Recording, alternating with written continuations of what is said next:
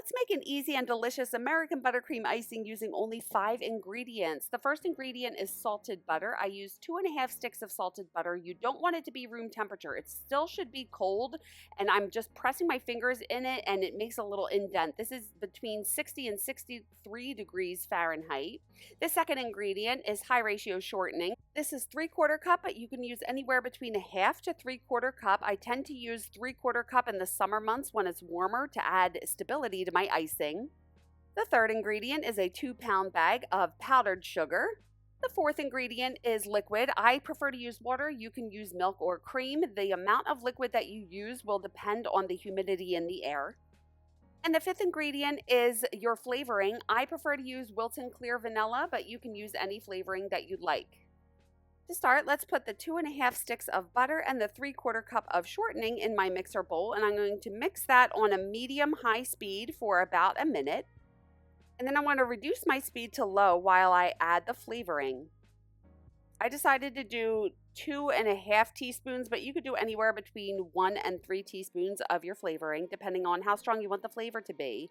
And I'm going to mix that on a medium-high speed for about another minute. And I don't have a scraper blade, so I manually scrape the sides and the bottom of my bowl. If you have a scraper blade, you don't have to do that. So I scrape the sides, and then I'm turning it back on for about another minute. So you really want to whip the butter and the shortening together for about 2 to 3 minutes. And now I'm going to add the powdered sugar.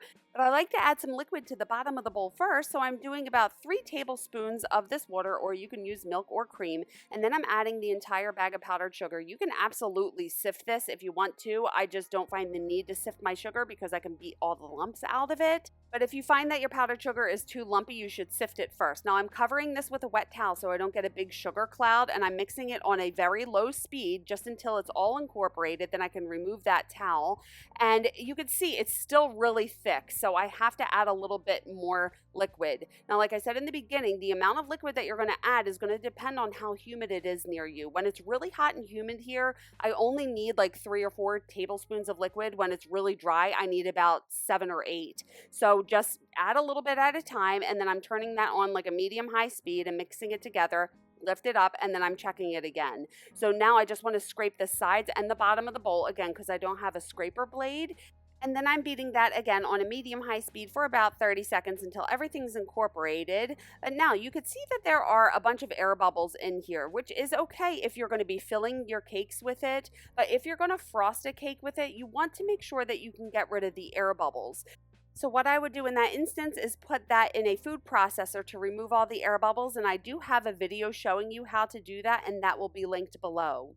Another way to get rid of the air bubbles is to fill the bowl with icing and whip all the air bubbles out. And I do have a video showing you how I do that. That will be linked below. But I already have a bunch of icing made, so I'm just filling this bowl, and you can see there's tons of air bubbles in this icing. So I want to make sure I fill the bowl to the top so the beater blade is completely submerged, which is going to help whip all of these air bubbles out of the icing. Now I prefer to use a tilt head. That way I can lift my head up and incorporate all of the icing that's at the top of the bowl into the rest of the icing. I don't like bowl lift models, but this does work with a bowl lift model. You just can't lift this up and down.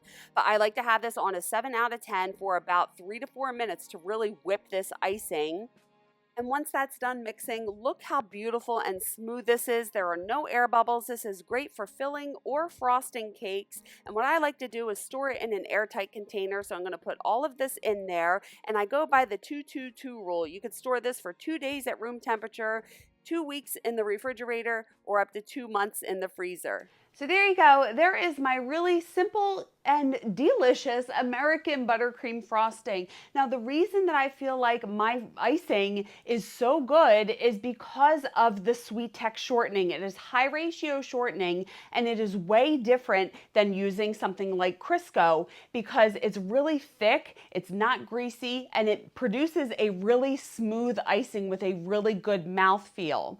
Now, up till now, people really couldn't get the Sweetex shortening in smaller quantities because they sell it in huge 50-pound blocks, but I have partnered with Oasis Cake Supply. It's a local cake supply company, and they are now selling the Sweetex shortening in smaller amounts. So you can try it in 2.5 pound, 5 pound, 25 pound, and 50-pound options. And I do have an affiliate link, and I'm going to list that down in the description for you, and you can get 10% off of your first order if you use my link. And it also helps me out as well. Now, really quick, before I end the video, I just wanted to review some things about my recipe with you. I've made quite a few videos showing you how I make my American buttercream icing. In some of the recipes, I only use a half cup, and some I use 3/4 cup.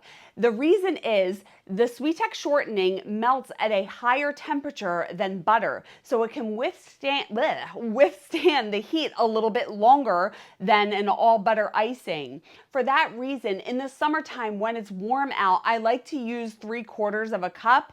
And in the winter, when it's not as warm, I only use half a cup just to save a little bit of my shortening. But you can use either a half cup or 3/4 cup. It doesn't matter. There's not that much of a difference except in the stability of the icing. So if you're in a hot or humid climate, I would suggest using the 3/4 cup in the recipe. But the reason that I really love this icing is because, like I said, it's stable in the heat and it can hold up to fondant, edible images, any kind of decorating without them sliding down the cake. Now, if they are heavier decorations, you have to anchor them in there with toothpicks. I do have tons of videos showing you how I attach decorations to cakes. But this icing holds up really well to all of these decorations. I would not be able to decorate cakes like this if I ice them with a whipped icing, and I'm really not allowed to use a meringue buttercream per the cottage law. I can't have meringue in my icing. I can use meringue powder, but many people who have to abide by the cottage law would probably use a mock Swiss meringue buttercream anyway. So I hope that helped you guys out. If you have any questions or comments about this, leave it in the comments.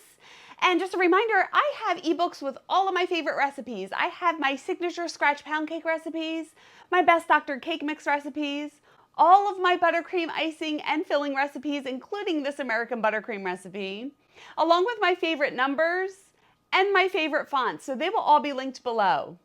And I also have a Cake Academy membership program where I can help you elevate your cakes to the next level. All of that information is in the description. Please like this video if you liked it. And if you're enjoying my tutorials, I would be so grateful if you could buy me a coffee. My link is down below. And I would love it if you would keep in touch on socials and you can check out my website. And if you want to stick around, you can watch this video next. And hit subscribe and the bell if you haven't already. Thank you so much for watching. I love you guys. And remember, it's cake, have fun. I will see you on the next one. Bye.